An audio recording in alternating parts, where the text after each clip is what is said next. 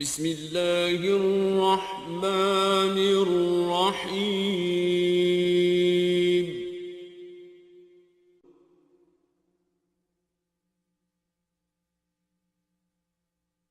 وَلَقَدْ يَسَّرْنَا الْقُرْآنَ لِلذِّكْرِ فَهَلْ مِن مُّدَّكِرٍ صلی علی رسولہ الکریم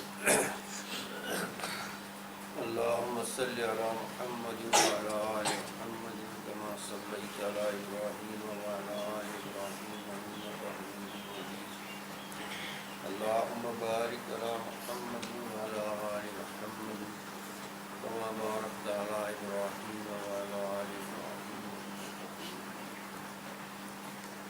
قال اللہ تعالی فی القرآن المجید فاعوذ باللہ من الشیطان الرجیم بسم اللہ الرحمن الرحیم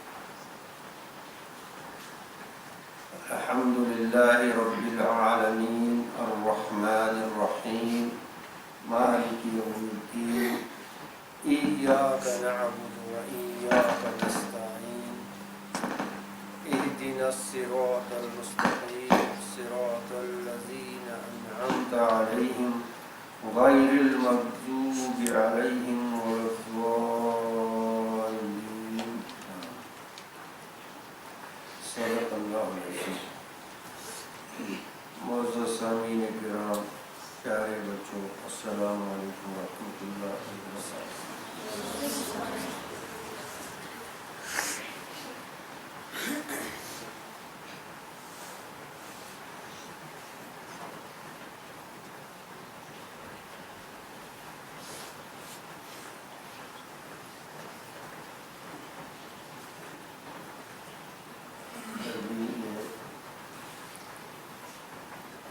مشفقم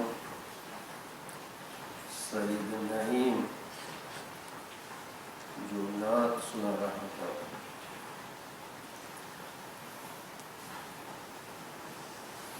کہ سنا ہے نور کی برسات ہوتی ہے مدینے.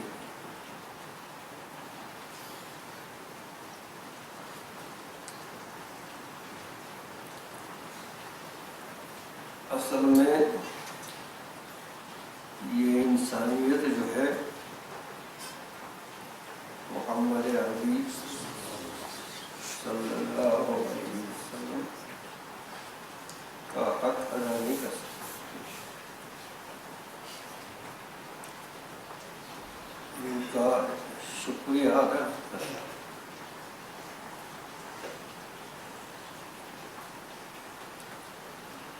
کس ظلمت سے انسانیت کو نکالا اور کیا کیا عظیم نعمتیں جو ہیں انسانیت کو پیش کر.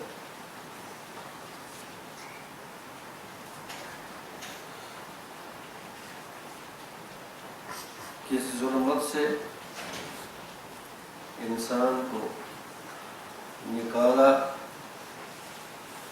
اور کون کون سی عظیم نعمتیں. لیکن افسوس تو یہی ہے، ہمیں ان نعمتوں کا استحضار نہیں، سمجھ نہیں، وقت نہیں، عظمت نہیں. اگر ہزار جانے بھی آئے تو ان پر قربان کرے پھر بھی کم.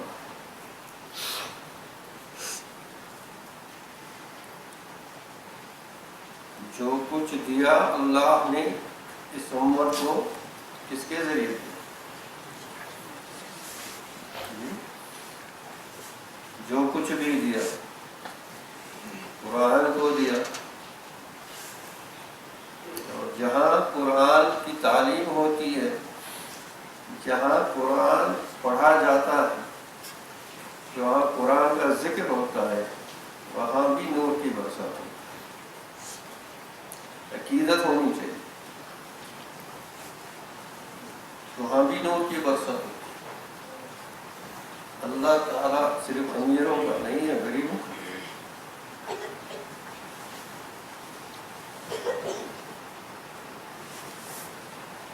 وہاں بھی نور کی برسات ہوتی ہے، مدرسوں میں نور کی برسات ہوتی ہے، جہاں چھوٹے چھوٹے بچے تہجد سے لے کر اللہ کا کلام کرتے ہیں، یہ بھی برکت کی جگہ ہے، اس پر یقین ہونا چاہیے۔ اللہ سے دعا مانگنی چاہیے، جو دعا سکھائی ہمیں اپنے رحمت اللہم انی اسألک ایمانا کاملا و یقینا صادقا۔ کیا مانگنا چاہیے؟ ضرور مانگنا چاہیے، کرنے والا سے مانگنا۔ سب سے بڑی نعمت کیا ہے؟ ایمان ہے، اور ایمان جو اس ایمان میں کمال مانگنا چاہیے، رسوخ مانگنا چاہیے۔ اللہم انی اسألک ایمانا کاملا و یقینا صادقا۔ اللہم انی اعوذ بک من الشرک والشق والشقاق والنفاق وسوء الاخلاق۔ ہر ان چیزوں سے ہر نماز میں پناہ مانگو۔ جتنے مسلمان ایسے ہوتے ہیں جن کو اللہ تعالیٰ یعنی جن کو شیطان جو ہے شک میں ڈالتا ہے، طرح طرح کے وسوسے ڈالتا ہے، اور وسوسوں سے ہی نہیں نکلتا۔ ایمان کے بارے میں، قرآن کے بارے میں، دین کے بارے میں، اللہ جل شانہ کے بارے میں وسوسے ڈالتا ہے، شک ڈالتا ہے۔ اللہ تعالیٰ سے شکاوت سے پناہ مانگنی چاہیے، اللہ تعالیٰ سے اس سے پناہ مانگنی چاہیے، شکاوت سے، کہ اللہ تعالیٰ ہم سب کو سعیدوں میں سے کرے، سعادت مندوں میں سے کرے، شقیوں میں سے نہ کرے۔ جن سے نہ کرے؟ شقیوں میں سے نہ کرے۔ شقی کی ضد آتی ہے سعید، سعادت، اور اللہ جل شانہ تو غنی ہے، اس کو تو ضرورت نہیں ہے، ضرورت تو ہم لوگوں کو ہے۔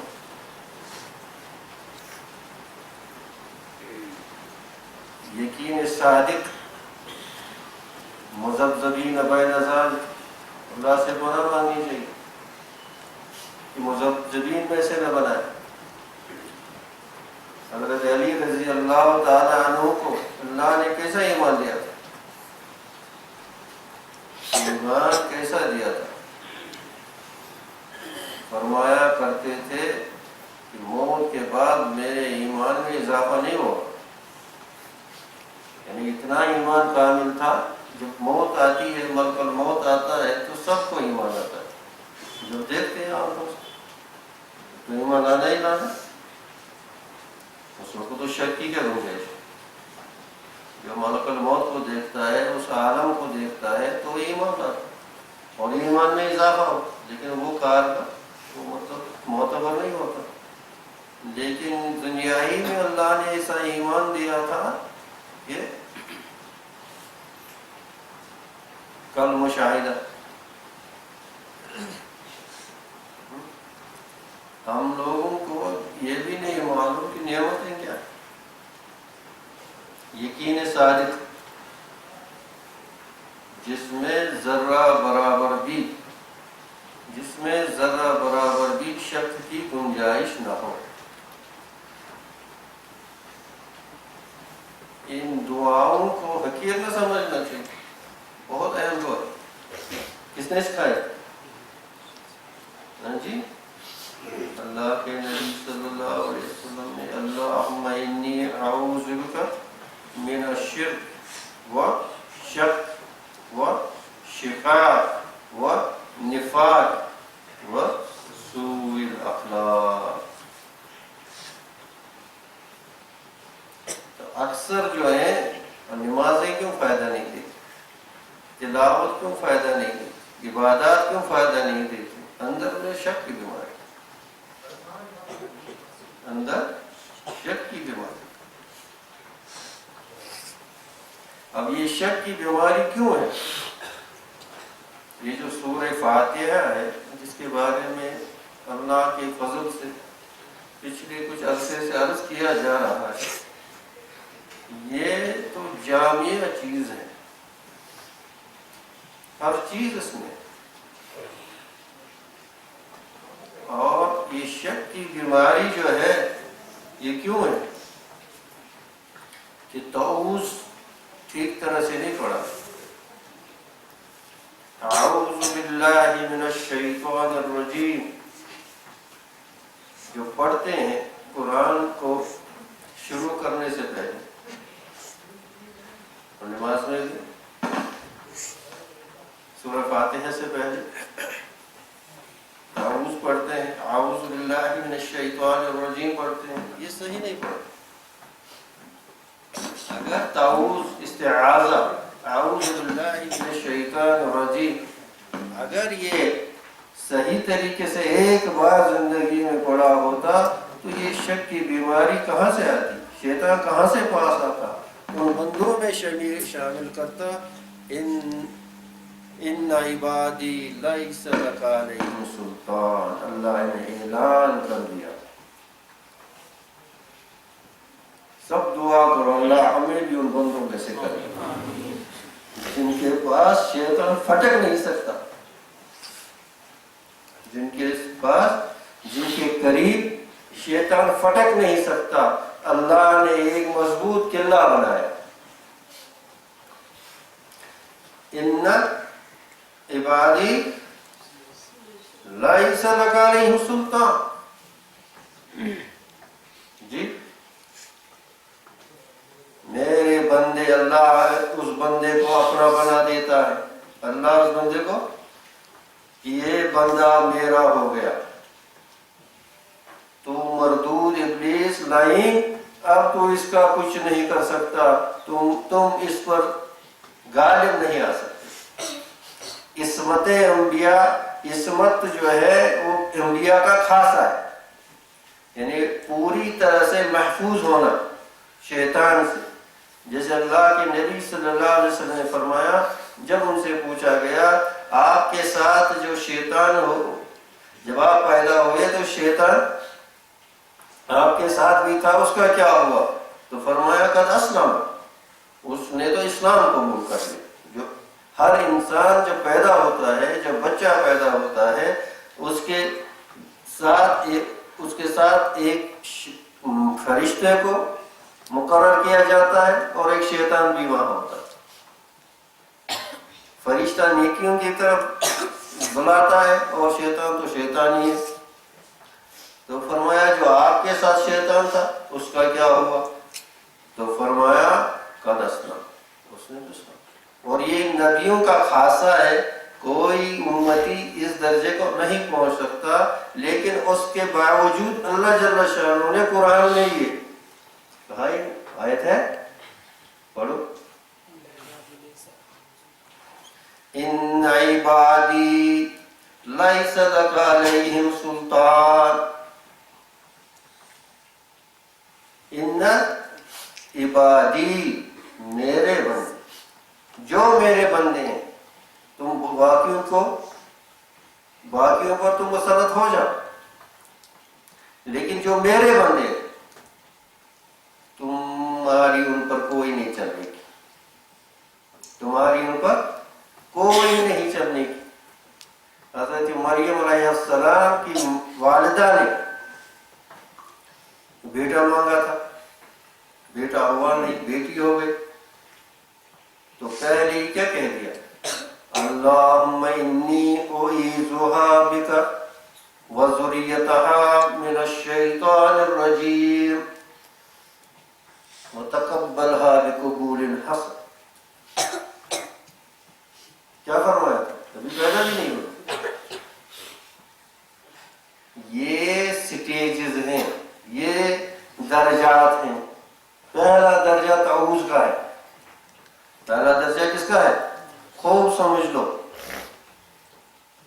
چیزیں دل سے آنی چاہیے، پھر اثر رکھیں گی، ورنہ پوری زندگی شکوک میں گزرے گی، ورنہ پوری زندگی ایسے ہی ضائع ہو جائے گی۔ ایک بار دل سے کہا تو کامیاب ہو گئے، ان عبادی میں داخل ہو گئے۔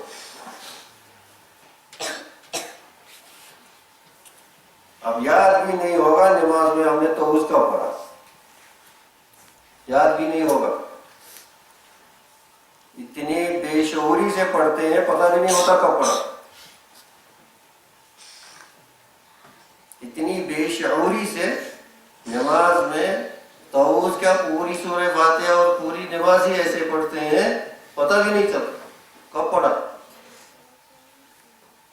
اور یہ سورہ فاتحہ کی جو مشق ہے کہاں ہوتی ہے؟ نماز میں۔ کہاں ہوتی ہے؟ نماز میں۔ سورہ فاتحہ کی مشق بار بار بار بار جب تک زندہ ہے، جب تک اس پر نماز اس پر فرض ہے، اس پر سورہ فاتحہ کی مشق نماز میں ہر رکعت میں جی لا صلاۃ لمن لم یقرأ بفاتحۃ الکتاب، اس کی نماز ہی نہیں جس نے سورہ فاتحہ۔ اتنی عظیم صورت ہے جو عرش کے خزانے سے اتاری گئی اور ہم کو دے دی گئی۔ یہ سورہ فاتحہ جو ہے کہاں سے اتاری گئی؟ اور وہ فرشتہ کبھی دنیا میں نہیں آیا تھا اور نہ کبھی آئے گا۔ وہ خاص فرشتہ جو صرف سورہ فاتحہ لے کر زمین پر آیا حضور اقدس صلی اللہ علیہ وسلم کے پاس۔